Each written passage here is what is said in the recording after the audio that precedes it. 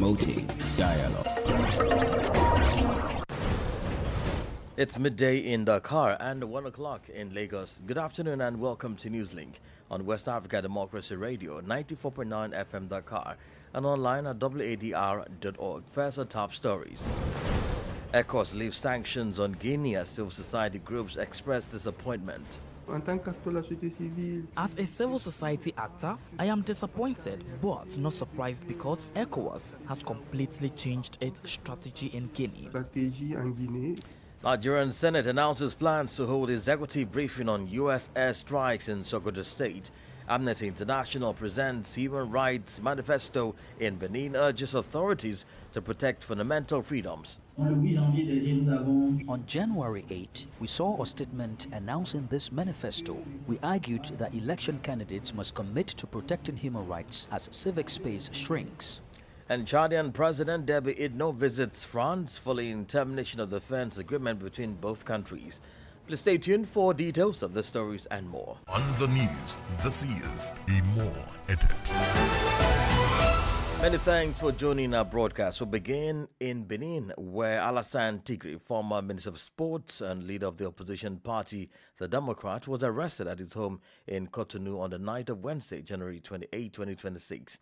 At this stage, the reasons for his arrest have not yet been officially communicated by the competent authorities. No judicial notification or public statement has clarified the legal framework of the proceedings initiated against the former minister. This arrest comes in a particularly sensitive security and political context. Since the coup d'etat of December 7, several arrests have been recorded, notably affecting political figures. Among them is a member of parliament from the Democrat, the party to which Alassane Tigre also belongs. For the time being, there is no evidence to establish a formal link between the arrest of the former minister and the events related to this attempted destabilization.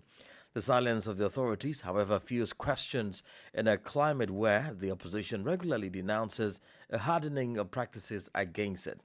Furthermore, the Democrat Party has not yet officially commented, while public opinion remains in suspense regarding a case that has reignited the debate on the state of political freedoms and respect for procedural safeguards in Benin. Meanwhile, Amnesty International Benin on Wednesday presented its Human Rights Manifesto for 2026 to 2031 in Cotonou.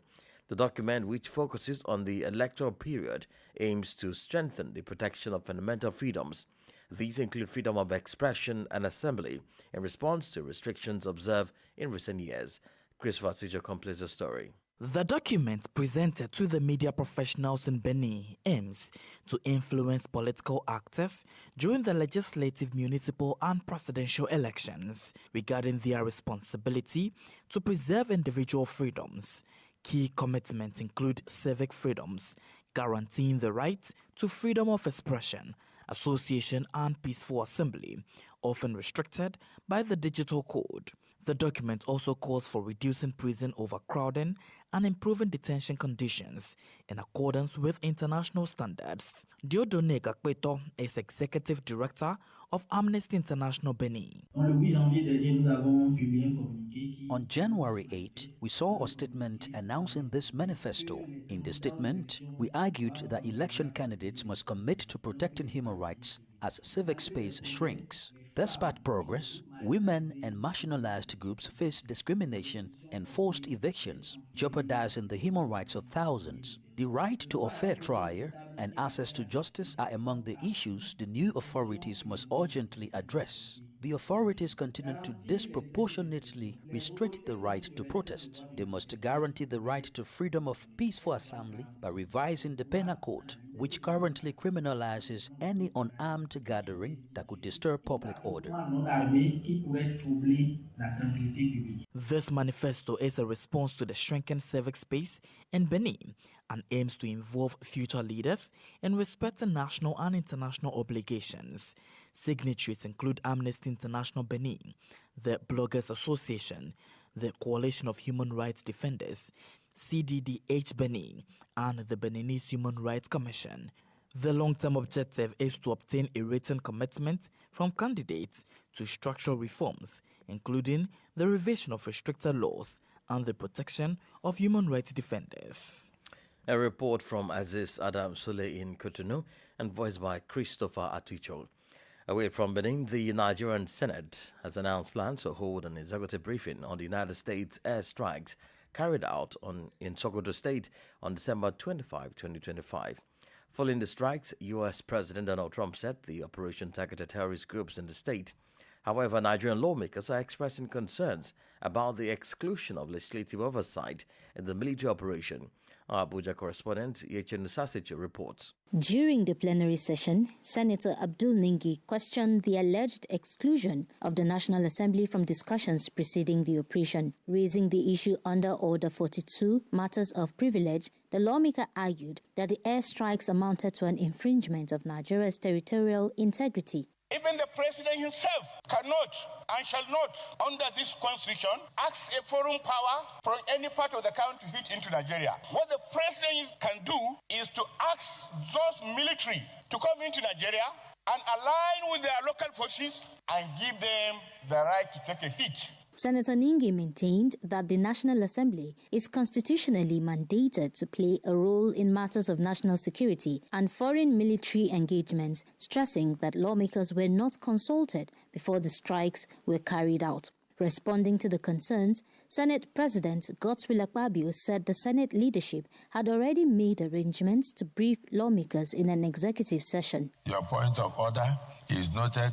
And I want to assure you that just like you read on the pages of newspapers that the attack happened with the concurrence and the collaboration of the Nigerian security services, we have also been so briefed. We need to brief you in closed session. The United States airstrikes were carried out on December 25, 2025, in coordination with Nigerian authorities, targeting camps linked to the Islamic State group. For WADR, Yechen Sasitu in Abuja. The Economic Community of West African States, ECOWAS, has lifted all sanctions imposed on the Republic of Guinea following the September 5, 2021 coup d'etat. Guinean authorities have welcomed their decision, describing it as a huge relief for the country. However, the move has drawn criticism from some socio-political actors who argue that ECOWAS should have demanded the release of political prisoners and the restoration of civil liberties before reinstating the country. Abdullah Hassan has more details in this report.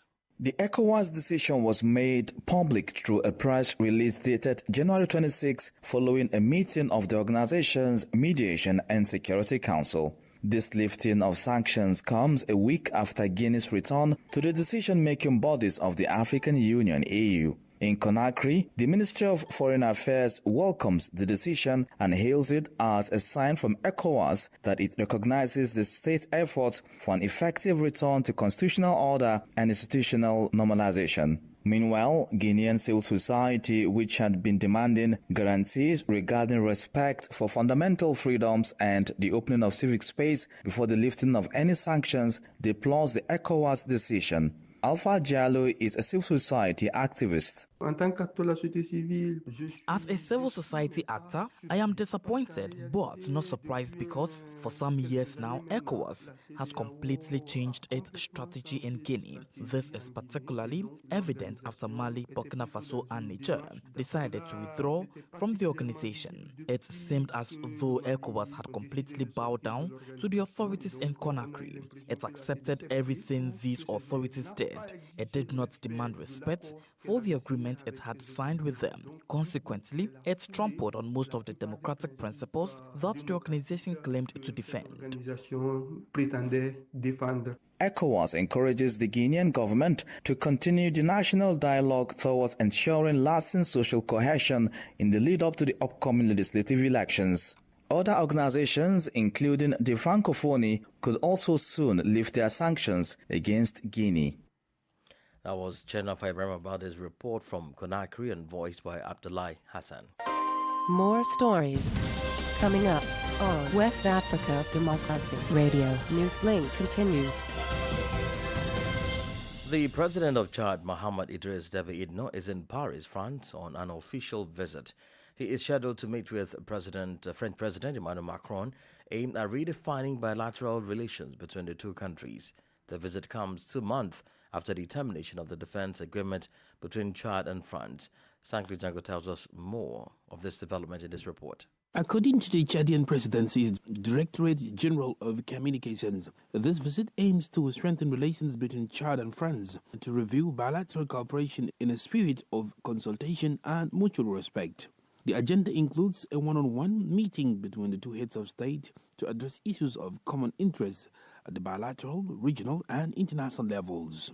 This visit follows a year after N'Djamena announced in November 2024 the termination of the Defense Cooperation Agreement with Paris, which was originally signed in 2019.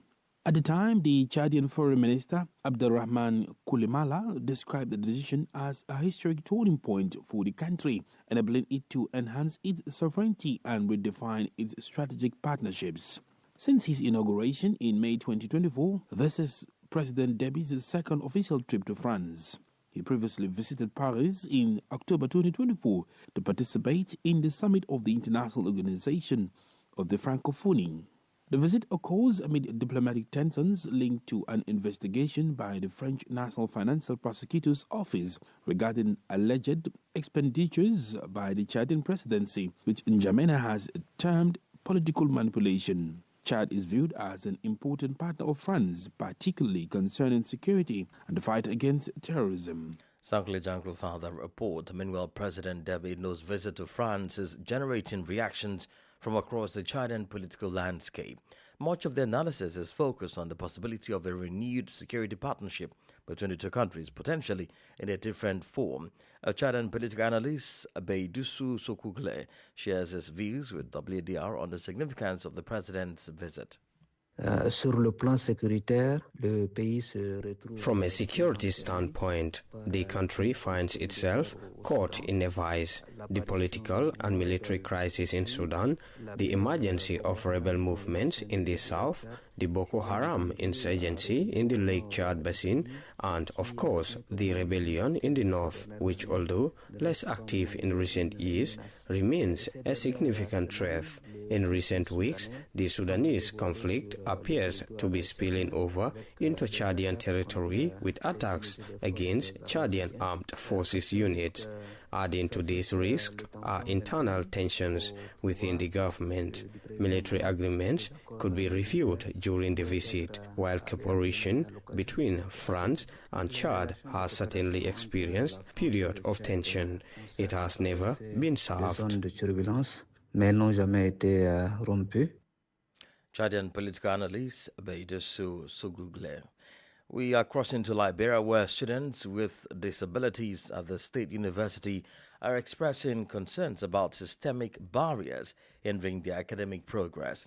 They cite inadequate mobility access, poor communication from university authorities, and the alleged denial of full participation in both physical and academic activities. These issues were raised by the University of Liberia Association of Students with Disabilities.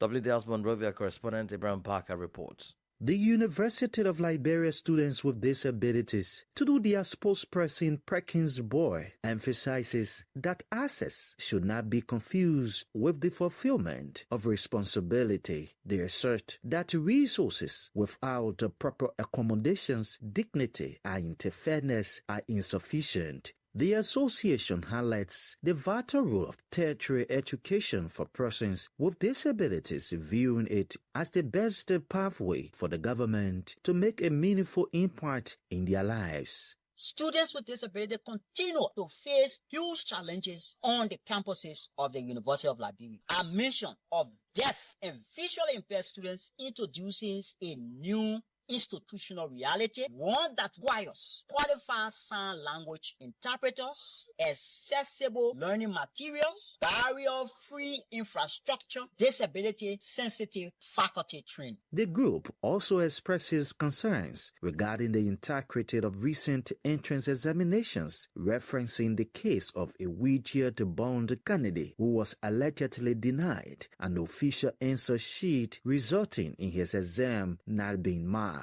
This situation raises profound questions about examination integrity, disability accommodation, and procedural accountability. Therefore, call on the University of Liberia urgently review this case. In addition to these immediate examination issues, the group urges the government to address the broader systemic barriers faced by students with disabilities at the University of Liberia. These barriers include physical, academic, and communications obstacles that impede mobility, learning, and full participation. For Newslink on WADR, Abraham Parker, Monrovia. You're listening to Newslink on West Africa Democracy Radio, broadcasting on 94.9 FM and online at wadr.org. Here is a reminder of the top stories. ECOWAS leaves sanctions on Guinea as civil society groups express disappointment. Nigerian Senate announces plans to hold executive briefing on U.S. airstrikes in Sokoto State. Amnesty International presents Human Rights Manifesto in Benin, urges authorities to protect fundamental freedoms.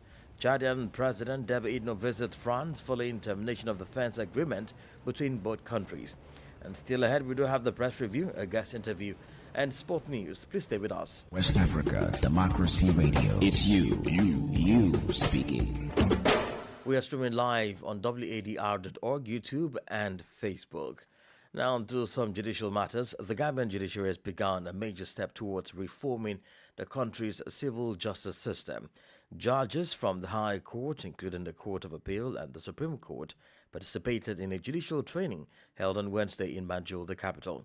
The exercise focused on the newly drafted civil procedure rules designed to modernize court processes and tackle long-standing case backlogs. Our Banjul correspondent Sang Donamendi reports.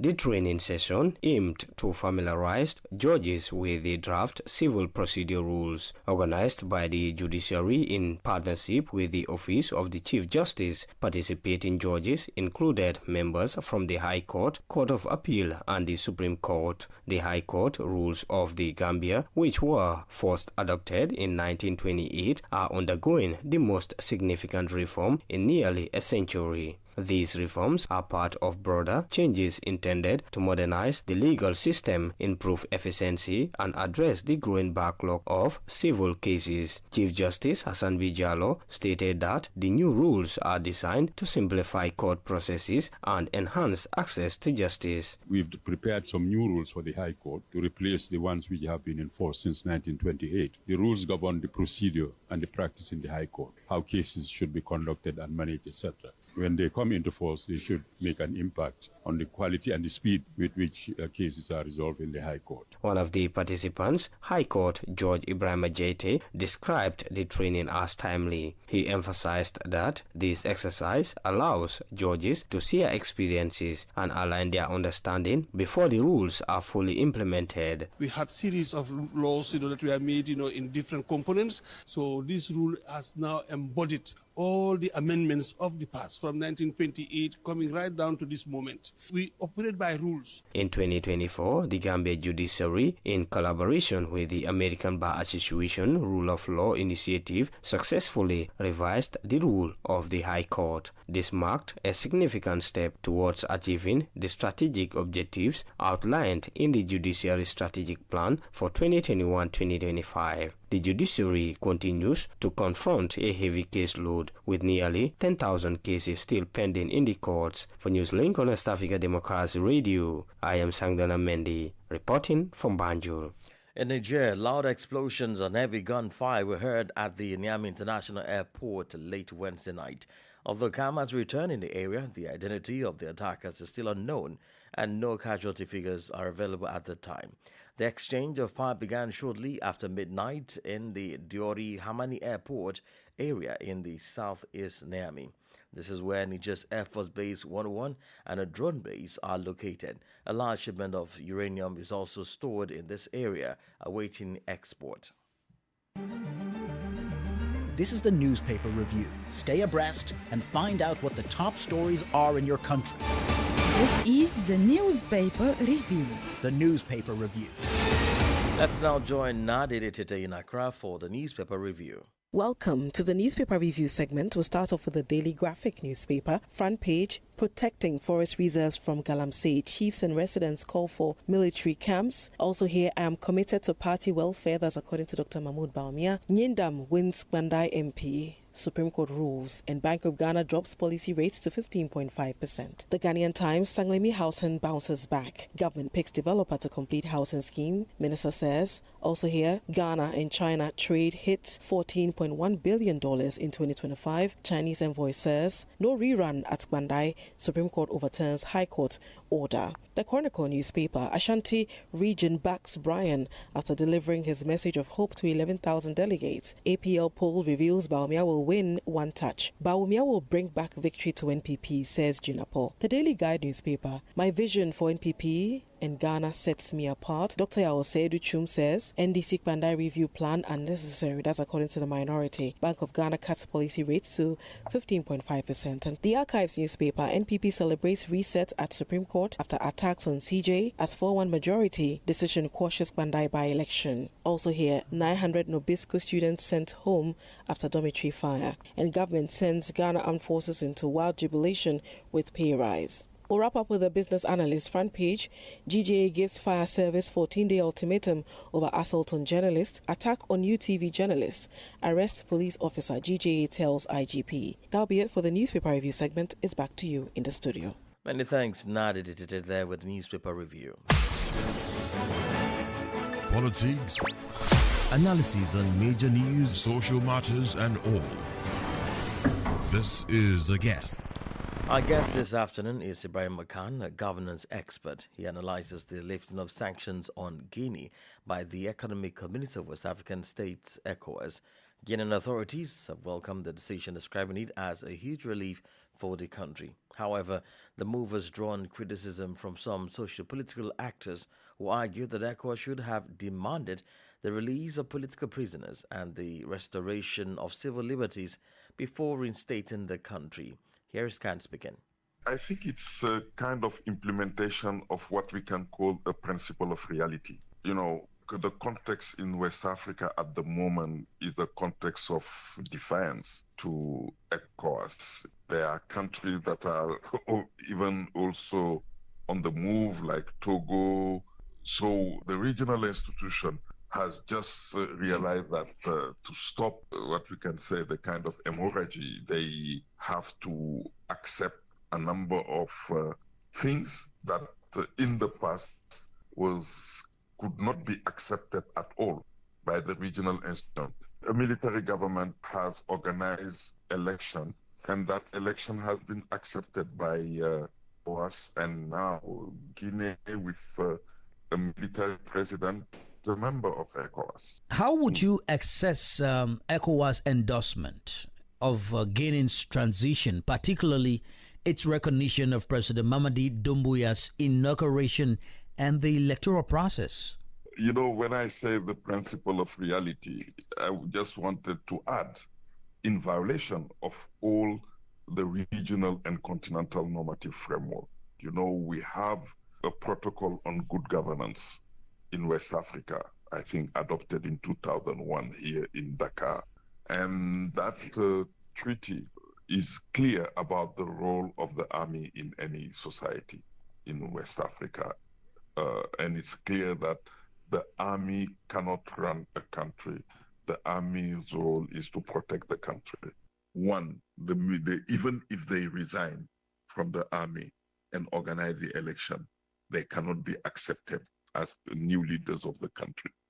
Here you have somebody who has not even resigned because Doumbouya is still a general. He's still the head of the army. And it is with that position of head of the army, of a general, that he organized an election during which almost everybody who could really represent a threat has been excluded of. And also the general public, as we all know, I participated in the conversation about the election in your at your office, and the participation was very, very low. So you have somebody who was not supposed to be candidate who excluded those who could really participate in election, and with a low participation, low mobilization of the population, that election has been accepted by ECOWAS, and now ECOWAS is even doing more to reintegrate Guinea in ECOWAS. Those are some human rights concerns being raised by civil society actors in the country. But in your view, did ECOWAS miss an opportunity to push harder for the release of political prisoners and civil liberties before reinstating Guinea into the regional bloc? Well, have you heard any statement by ECOWAS about what is happening in the country? No. Have you heard any action taken by ECOWAS to really start a conversation with the current leadership of Guinea-Conakry to find a solution to the concern that the Guinean political party had? No. What are the political parties that participated in this election in Guinea-Conakry? None of them. None of them participated. The government chose what they call their own opposition, their own people who can participate in the election. But for me, furthermore, it's the current situation of the judiciary in the country. People have been abducted. Families have gone to the justice system to ask for explanation. Up to now, no explanation was given. And even when you talk about the media, what is the current situation of the media in the country? You know, how many radio have been closed? How many television stations have been closed in the country? Can we say that ECOWAS doesn't know what is happening in Guinea-Conakry? They know. And knowing all of this and accepting to reintegrate a military junta, in the functioning of ECOWAS, for me, is just unacceptable. Mr. Ibrahim Khan is a governance expert. In sport news, the CAF disciplinary panel delivered its verdict on Wednesday, nearly 2 weeks after the final of the Morocco 2025 AFCON between Senegal and the host country. The coach of the Lions of Teranga, Pap Bona Chow, has been suspended for 5 CAF matches and will have to pay a fine of $100,000 for unsportsmanlike behavior, violation of the principles of fair play and integrity, and damage to the image of football. In addition, Iliman Sheikh Baranjai and Ismail Assar were each suspended for 2 matches for unsportsmanlike behavior. In total, the Senegalese Football Federation must pay $715,000 to CAF. For its part, Morocco has also been sanctioned. The Royal Moroccan Football Federation was fined $415,000 for unsportsmanlike behavior, inappropriate behavior by players and ball boys. On an individual level, Ashraf Hakimi received a 1-match suspension, while Ismail Saibari was suspended for 3 matches and fined $100,000. Finally, the CAF disciplinary panel rejected the complaint lodged by the FRMD concerning Moroccan Football Federation concerning alleged violations of Articles 82 and 84 of the regulations of the Africa Cup of Nations imputed to the Senegalese Football Federation at the end of the final of the Total Energies CAN Morocco 2025. And we've come to the end of this edition of Newslink on West Africa Democracy Radio, broadcasting from Dakar, Senegal. Thank you for listening, and many thanks to Mustafa Sek and Maudo Ju for the technical support. Let's keep the conversation coming on all of our social media platforms, X, TikTok, Instagram, and Facebook at WADR English. I am Imo Edit. Good afternoon. And many thanks to you for listening to Newslink via Hot 104.3 FM, New Imi FM 94.0, Hilltop Radio 104.7 FM, and Veritas Radio 102.9 in Banjul, the Gambia. We also appreciate our listeners in Liberia via Alternative Youth Radio 98.9 FM, Lofa County, Radio Kagama 94.5 FM, Nibe County, DCN Radio 91.3 FM, Riverside County, Wakat FM Radio, Baga, Liberia, Radio Baf FM 91.3 Sierra Leone in Nigeria, and Love 104.5 FM Abuja. For you listening via Radio Pad 95.1 Damango, Savannah region, and on Royals FM 104.7 Wenchi, Ghana, we say a big thank you. Remember, West Africa Democracy Radio is all about you, your views, and your opinions.